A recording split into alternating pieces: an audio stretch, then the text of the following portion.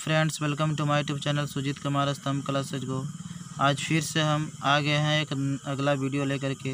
लेकिन यह वीडियो होने वाला है आपको प्रकृति से संबंधित और जो मानव जीवन में संबंध है उससे संबंधित होने वाला है। ठीक है, क्योंकि जब मैं 9th क्लास में पढ़ता था तो हमने एक कविता लिखा था। इस तरह से एक ही कविता नहीं लिखा था, बल्कि मैं 7 कविताओं को लिखा था। ठीक है, पहले मैं हिंदी अच्छी तरह से मैं रुचि नहीं रखता था, लेकिन हमारे गुरु सुरेंद्र सर थे, जिनकी वजह से हम हिंदी में बहुत सारे चीज़ सीखे और इसी की वजह से मैंने ये चीज़ जो किया आपके सामने प्रस्तुत है।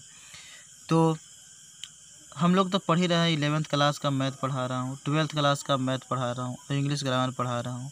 यह तो आपको कंप्लीट करवाएंगे ही करवाएंगे, लेकिन उससे भी अलग हट करके हम लोगों का काम करना चाहिए।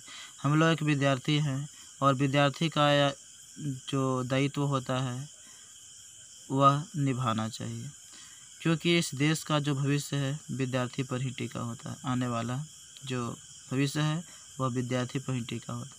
अगर विद्यार्थी अच्छी ढंग से अपने उत्तरदायित्व का पालन न करे तो हमारा देश भी उसी प्रकार से खराब हो जाएगी, बर्बाद हो जाएगी। ठीक है, हमारी सभ्यताएं बिल्कुल विनष्ट हो जाएगी।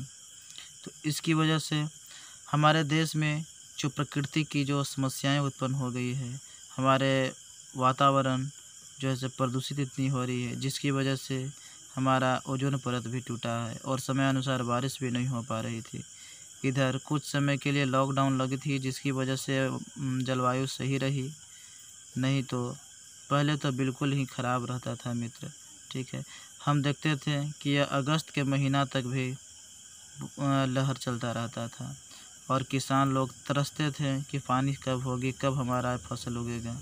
ठीक है, लेकिन इस लॉकडाउन की वजह से कुछ वातावरण में सही रहा और ओजोन परत रिकवर कर लिया। ठीक है, तो इसकी वजह से हमारा कुछ चिंताएं समाप्त हुई थी मित्र।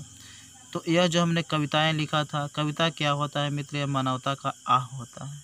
मानवता की आह, आह मतलब पीड़ा होता है, कष्ट होता है, दुख होता है, दर्द होता है, वेदना होता है, उत्पीड़न होता है। और यह मेरा जो कष्ट उत्पन्न हुआ है, जो अपनी लेखनी के माध्यम से जो अपने कष्ट को मैंने जिक्र किया है, वह दुख में उत्पन्न हुआ है मित्र। ठीक है, चाहे दुख में उत्पन्न होवे, चाहे सुख में उत्पन्न होवे, कष्ट या पीड़ा, उसको हम कविता बोलते हैं और यह दुख में उत्पन्न हुआ चीज़ है मित्र। ठीक है, और इस तरह से आपको इस पेज पर छपा हुआ मिलेगा, दिखाई देगा। हमारे वातावरण कुल भूमि का 33% होना चाहिए सही वातावरण के लिए, लेकिन हमारे भारत में मात्र 24 पॉइंट कुछ प्रतिशत ही पेड़ पौधे हैं। और बिहार की अगर मैं बात करूँ तो यहाँ तो और ही स्थिति खराब है, क्योंकि यहाँ पर मात्र कुल भूमि का मात्र 7% पेड़ पौधे हैं, जबकि कितना होना चाहिए मित्रों? 33% होना चाहिए।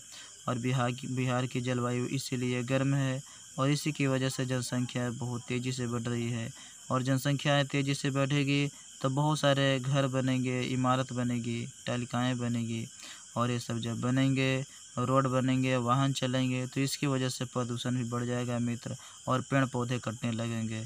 तो इस तरह से प्रकृति पर खतरा मंडरा रहा है और बहुत सारे जो प्रकृति में रहने वाले जो जानवर होती है, मवेशियाँ होती है, और वह दूर भाग रहे हैं और वह चले आ जा रहे हैं इधर खुले मैदान में भी, जो कि बहुत सारे लोगों को सब्जी भी खा जा रहे हैं, बहुत सारा के फसल नष्ट कर रहे हैं। तो यह इस सब चीज़ का जिम्मेदार कौन है? तो इन सभी चीज़ों का जिम्मेदार मानव ही है, क्योंकि भूगोल क्या है, ज्योग्राफी क्या है?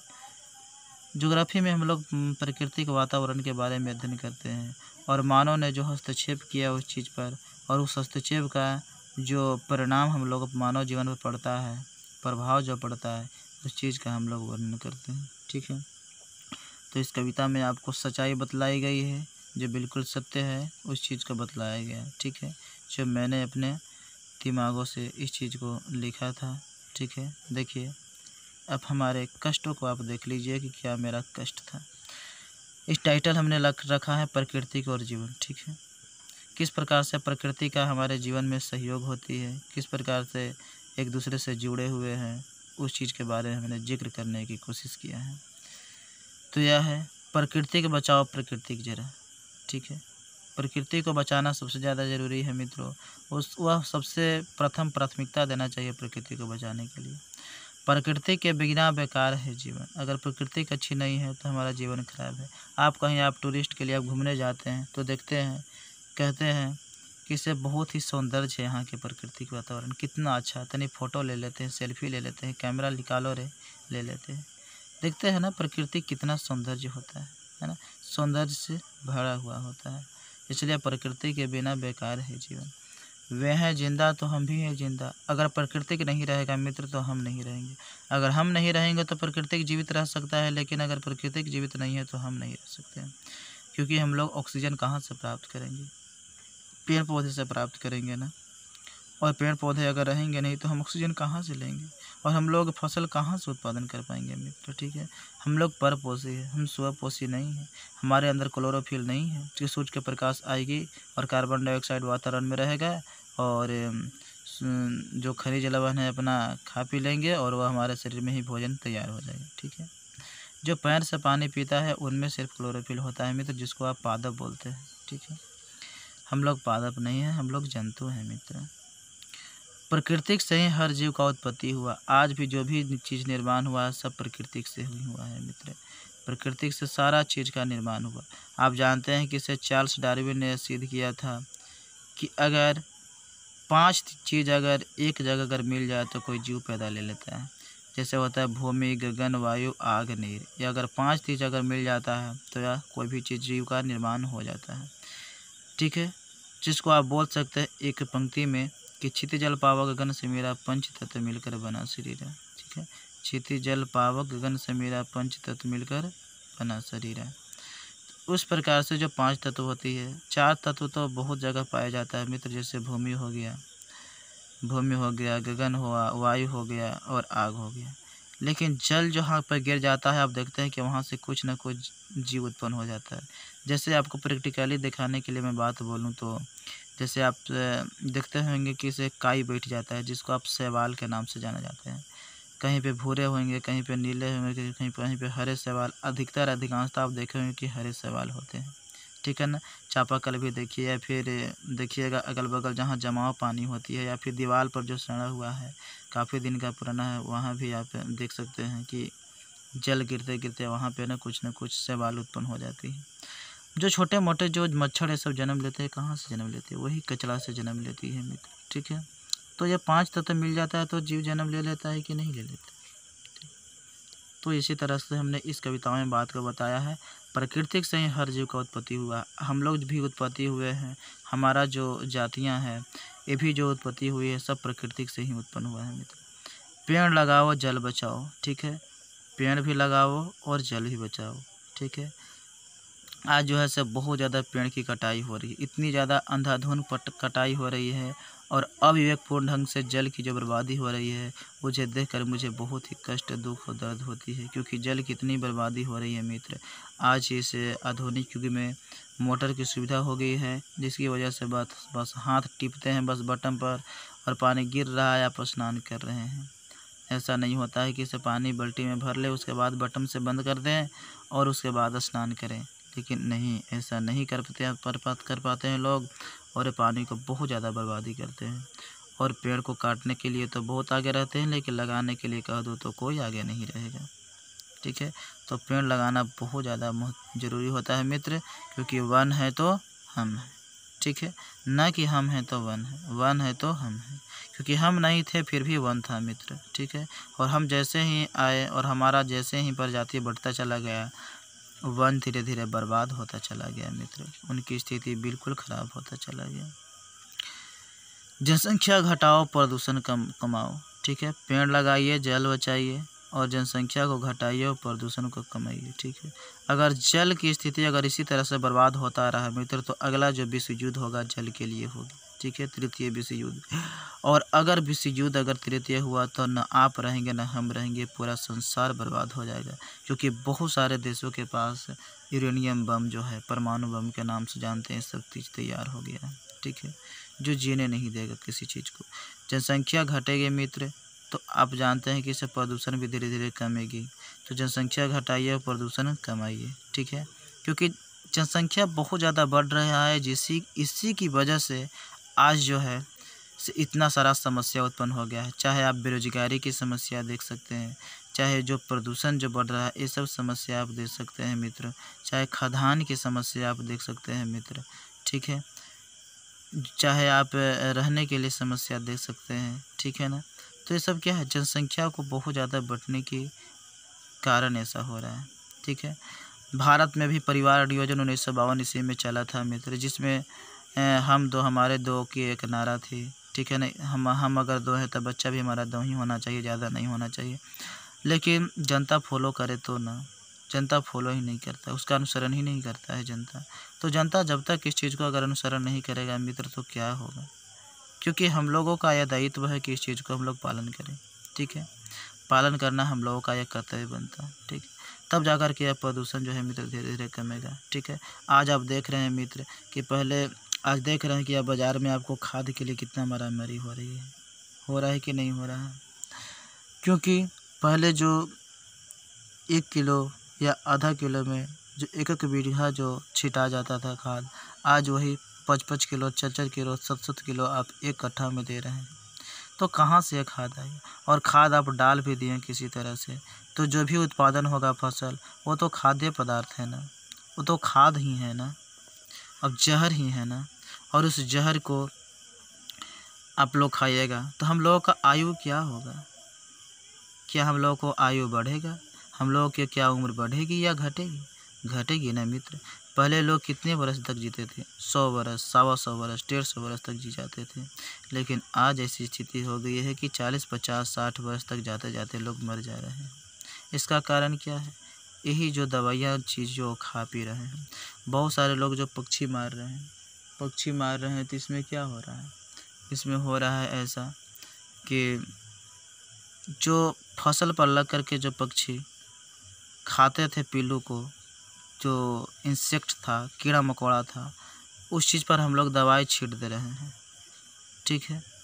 दवाई छींट दे रहे, क्यों दवाई छींटना पड़ रहा है, क्योंकि हम लोगों ने पक्षियों को मार दिया है। हम लोग राक्षस हैं ना, हम लोग खा गए हैं उसको, उस पक्षी को ना खा पी रहे हैं, हम लोग मार करके खा जा रहे हैं। तो कहाँ से कीड़ा मकोड़ा वो फसलों पर खाएगा, और कीड़ा मकोड़ा फसलों पर नहीं खाएगा तब दवाई छींटेगा, और दवाई छींटेगा तो उस चीज़ हम लोग खाना खाएंगे, और खाएंगे तो वह हमारे अंदर क्या करेगा, क्या हमारे कोशिका का विभाजन करने में मदद करेगी, क्या हमारा यह शरीर विकसित करेगा, क्या हमारा स्वास्थ्य सही रहेगा, नहीं। हज़ारों लाखों बीमारियाँ इसी प्रकार से घूम रही है, हमारे पास है, उसके पास है, सभी के पास बढ़ रही है। क्यों बढ़ रही है, इन सब का रीज़न क्या हो सकता है मित्र, इन सब का रीज़न क्या होगा, क्योंकि यह सब का रीज़न मानव का हस्तक्षेप है। मानव ने ही सब चीज़ों को किया है, ठीक है, और मानव को इस चीज़ का भुगतना ही पड़ेगा, ठीक है। अगर नहीं सुधरा तो हम लोग पढ़ाई लिखाई क्यों कर रहे हैं, कि हम डिग्री लेकर क्या करेंगे मित्र, अलमारी में रख देंगे। लेकिन अगर आप अपने जीवन में ज्ञान को इस्तेमाल नहीं किए ना, उस शिक्षा का इस्तेमाल नहीं किए ना, तो वास्तव में आप मनुष्य नहीं हैं। मनुष्य का जन्म तो सहज होता है मित्र, लेकिन मनुष्यता बहुत बहुत कठिन प्रयत्नों से प्राप्त होती है। मनुष्यता प्राप्त करना जीवन का सबसे बड़ा ध्येय होना चाहिए, सबसे बड़ा लक्ष्य होना चाहिए मनुष्यता प्राप्त करना, ठीक है।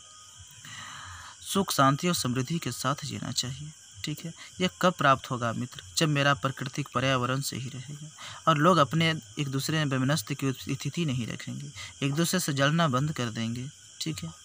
इस तरह की हज़ारों बातों चीज़ें हैं मित्र, लेकिन क्या करूं, कितना मैं बताऊं आप लोगों को, ठीक है। तब होगा, अब देखिए, जनसंख्या घटाओ प्रदूषण कमाओ, तब होगा जीवन का अस्तित्व यहाँ, ठीक है। तब यहाँ जीवन का यहाँ अस्तित्व रहेगी मित्र, नहीं तो यह अस्तित्व समाप्त हो जाएगा। क्या हो जाएगा, यह जीवन क्या हो जाएगा, समाप्त हो जाएगा। अस्तित्व कब रहेगी, जब जनसंख्याएं कमेगी, प्रदूषण कमेगी, ठीक है।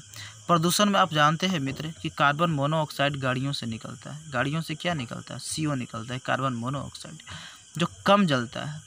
कार्बन अगर ऑक्सीजन के कम उपस्थिति में जले तो कार्बन मोनोऑक्साइड निकलता है, और अगर पूर्ण रूप से स्थिति में अगर उत्पन्न हुए तो क्या निकलता है, CO2 निकलता है, जिसको आप बोलते हैं कि कार्बन डाइऑक्साइड उत्पन्न होता है, ठीक है। तो CO जो होता है सब बहुत खतरनाक चीज़ होता है, इसको हम दम घुटन गैस के नाम से भी जानते हैं, ठीक है ना, दम घुटन गैस, ठीक है ना।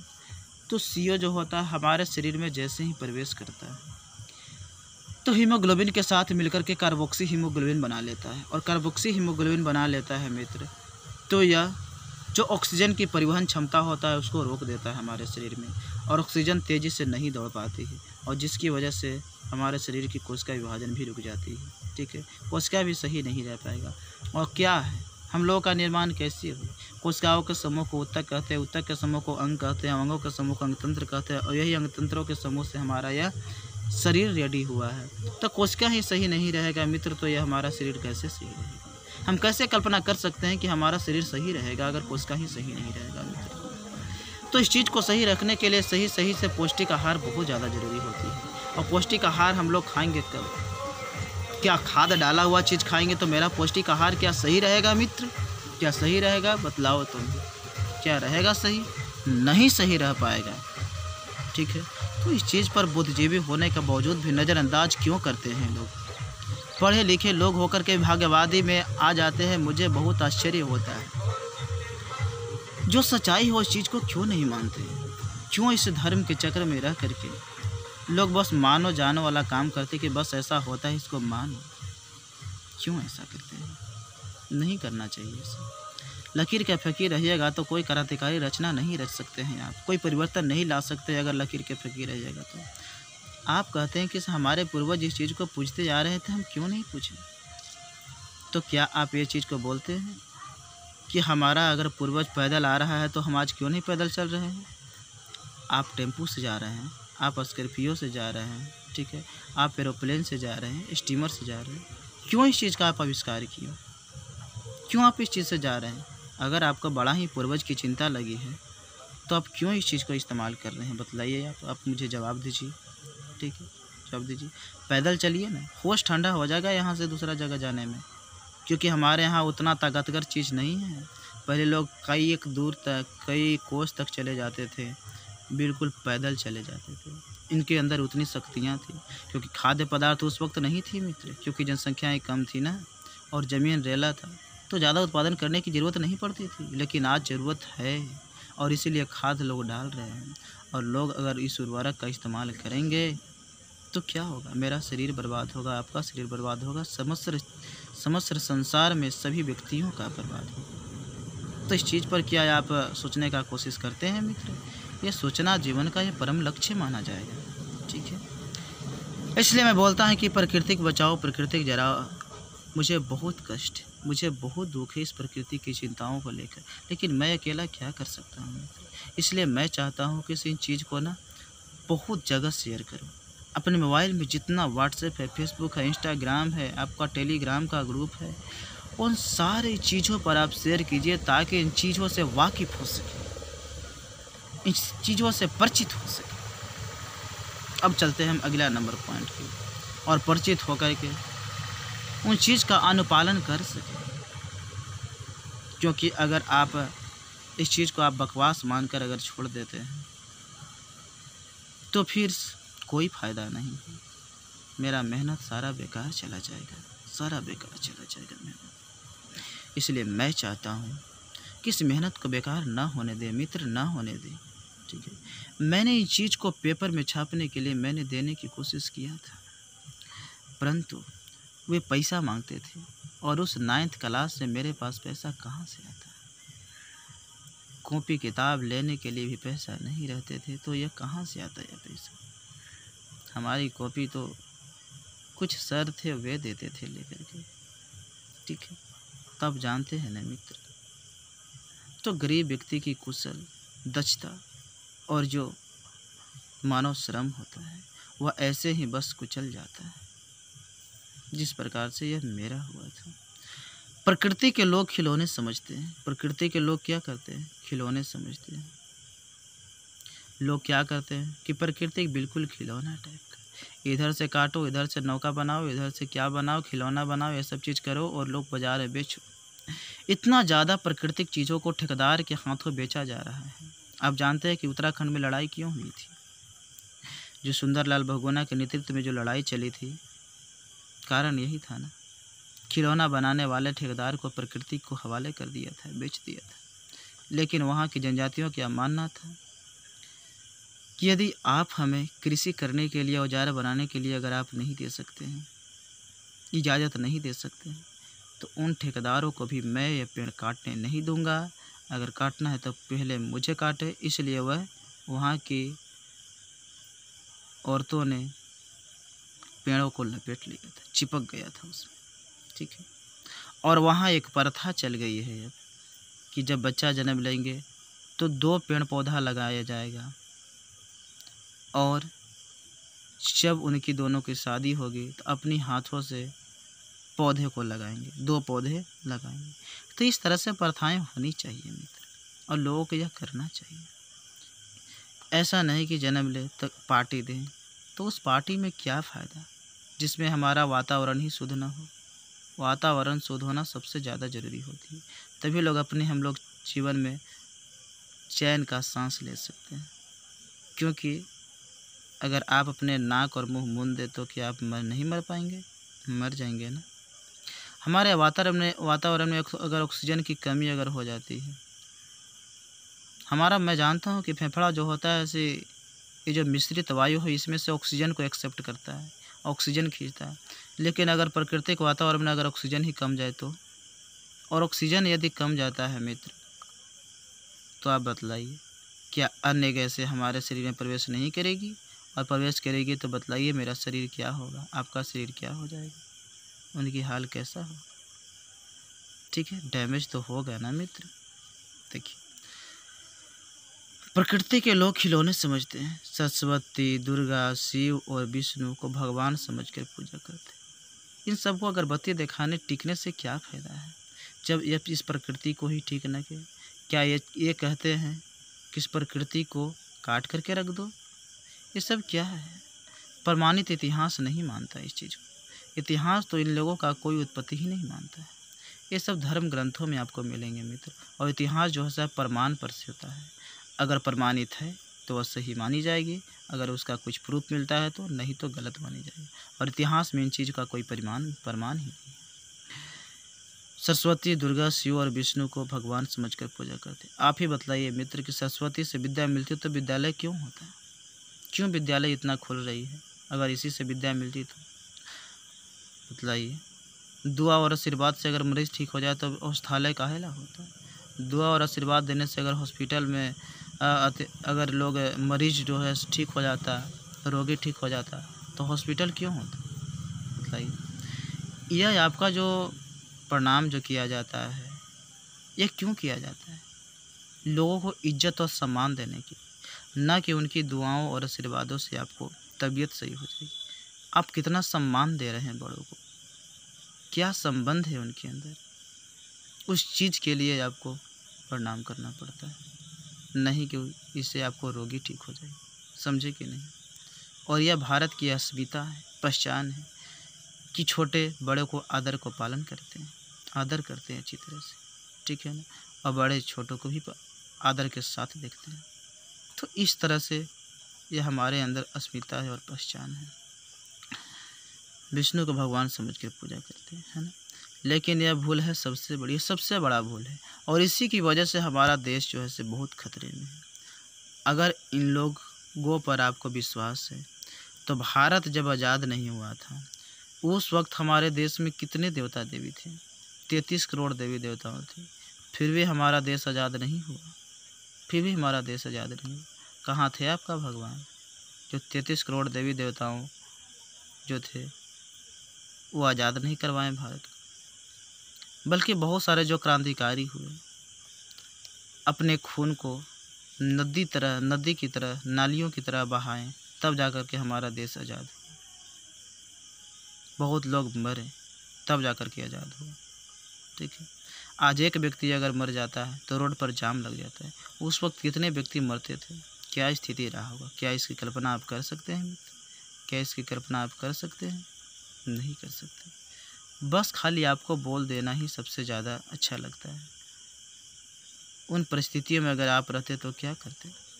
बतलाइए, क्या करते आप? ठीक है।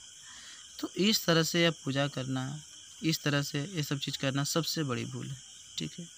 प्रूफ चीज़ है, अगर तर्क करने पर अगर खड़ा उतरता है तो उस चीज़ को मानो, और तर्क करने पर वह खड़ा नहीं उतरता है। जिसका जवाब नहीं जुटता है उस चीज़ को आप नहीं मानिए, ठीक है।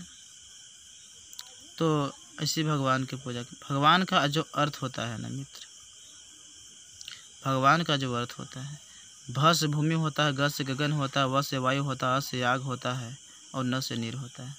हो गया ना भगवान आपका तैयार। यही आपका भगवान है। अगर भूमि को, गगन को, वायु को, आग को, नीर को अगर अच्छी तरह से आप रख रहे हैं तो आपके शरीर में कुछ नहीं होगी, कुछ नहीं होगा आपका शरीर, बहुत दिनों तक ये चलेगी, ठीक। आप देखते हैं कि थोड़ा सा भी अगर आग भी परिवर्तित होता है, आग मतलब कहने का मतलब टेम्परेचर, जिससे ही तापमान चेंज होता है, कहने का मतलब मौसम परिवर्तित होता है, तो बुखार किसी का सर्दी, किसी का खांसी लगने लगता है ना। तो ये क्या है? यही तो आपका भगवान है ना, जो क्या है, भूमि, गगन, वायु, आग, नीर, जो इस चीज़ में परिवर्तित होने पर हमारा शरीर पर इफेक्ट पड़ती है। तो इस सच्चाई को क्यों नहीं रूबरू होते हैं इस चीज़ से? क्यों आप उसी चीज़ को आप पूजा करने में लगे हुए रहते हैं, ठीक है। ये सब गलत चीज़ है। आज साइंस इतना ज़्यादा बढ़ गया है और इतना प्रूव कर दिया है, फिर भी लोग वहीं हैं। दुनिया कहाँ से कहाँ चल गया और लोग अभी जगह किराए में बेदम है। जिससे मिलकर बना शरीर वही है भगवान तेरा, ठीक है ना। इसी से मिलकर शरीर बना है, ठीक है। छित जल पाव गगन से मेरा तन, पंच तत्व मिलकर बना शरीर है। समझ गए कि नहीं?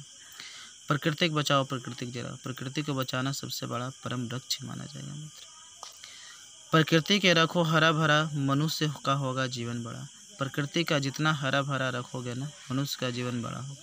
जो कि हमने पिछले बातों को हमने बतलाया है कि अगर प्रकृति का अगर सही से है तो मनुष्य का जीवन काल बहुत ज़्यादा रहेगी, और अगर प्रकृति का अगर अच्छी नहीं है तो मनुष्य का जीवन काल बिल्कुल कमता जाएगा धीरे धीरे, ठीक है। अभी 68 वर्ष है औसतन जीवन काल, ठीक है, औसत। फिर धीरे धीरे आपका 60 होगा, 50 होगा, 40 होगा, 30 होगा, इस तरह से आने वाला समय में घटता चला जाएगा। भगवान के कुछ सुरक्षा, भगवान की सुरक्षा करना, अगर तुम चाहते हो कि भगवान की हम सुरक्षा करें तो हर जीव का जीवन काल बढ़ाना होगा। और हर जीव का जीवन काल कब बढ़ेगी? जब आप प्रकृति को हरा भरा रखोगे। प्रकृति को क्या रखोगे? हरा भरा रखोगे, तभी यह संभव हो पाएगा, ठीक है। तभी हमारा वातावरण सही रहेगा। आप जानते हैं ना कि शहर के दवा और देहात की हवा बराबर होता है। क्यों होता है? क्योंकि हवा में इतनी शक्ति होता है जो आपको, रोगी को ही ठीक कर सकता है, ठीक है। तो वातावरण सही रहेगा तो मन मिजाज सारा चीज़ अच्छी तरह से रहती है, ठीक है। हर जीव का जुड़ा है जीवन प्रकृति के जीवन से। प्रत्येक जीव का जो जीवन है ना प्रकृति के जीवन से जुड़ा। अगर प्रकृति का अगर नहीं है तो जीव जो है ना वो मर जाएगा। क्योंकि जीव क्या है, एक दूसरे पर आश्रित होता है मित्र। जंतु एक दूसरे पर आश्रित होता है, लेकिन पादप स्वयं अपने आप पर होता है, सेल्फ डिपेंडेंट होता है। बट हम क्या होते हैं? हम लोग डिपेंडेंट होते हैं किसी चीज़ पर, जैसे पादप पर हम लोग डिपेंडेंट हैं, ठीक है। तो इस तरह से आपको ध्यान देना होगा मित्र, ठीक है, कि प्रकृति से हम हैं, न कि हमसे प्रकृति है। अगर बचाना है जीवन तो बचा लो प्रकृति के मरने से। अगर जीवन बचाना है तो आप बचा लीजिए प्रकृति को मरने से। आज प्रकृति को बर्बाद हो रहा है मित्र, उससे बचा लो। मैं बार बार कोशिश कर रहा हूँ इस चीज़ का, को बचा लीजिए। सिर्फ पढ़ाई लिखाई ये सब चीज़ करना ही पर्याप्त नहीं होती है मित्र। डिग्रियाँ हासिल कर लेना ही सही नहीं है, नौकरी प्राप्त कर लेना ही बात एक पर्याप्त नहीं होती है, बल्कि अपने प्रकृति को रक्षा कर। अगर जो विरासत में आपको दिया है इस प्राकृतिक पर्यावरण को, अगर आप इसको बढ़ा नहीं सकते, इसमें कुछ आप पेड़ पौधे लगाकर ऐड नहीं कर सकते, तो जैसा प्राकृतिक है वैसा छोड़ दीजिए। उसको आप काटते क्यों हैं? काटे भी नहीं। अगर आप कुछ दे नहीं सकते तो आप प्राकृतिक से आप कुछ लेने का हक भी नहीं है, आप ले भी नहीं सकते। प्रकृतिक बचाओ, प्रकृतिक जरा, ठीक है। इसलिए प्रकृति को बचाइए मित्रों। यह आपका मेरा जो है अंतिम संदेश है। यही मेरा कविता था। कैसा लगा से आप बतलाइएगा। देखिए वर्ग 9th क्लास में बी सेक्शन था मेरा, ठीक है। बी सेक्शन में मेरा 9th क्लास में नाम लिखाया था गांधी स्मारक हाई स्कूल गो में। तो मैंने लिखा था ये सब चीज़ों को, ठीक है ना। 24/1/2001 का मेरा जन्म है। अभी इस वक्त 20 वर्ष से 6-7 महीना हो रही है, ठीक है। तो ऐसी चीज़ हमने लिखा था, ठीक है। तो उस वक्त मैंने अपना बातों को रखा था, अपने कष्टों को रखा था, ठीक है। तो इस तरह से आपका ये कविता ख़त्म होती है, और आप सारा जगह पर इसको फैला दीजिए, ठीक है। Thank you for watching video.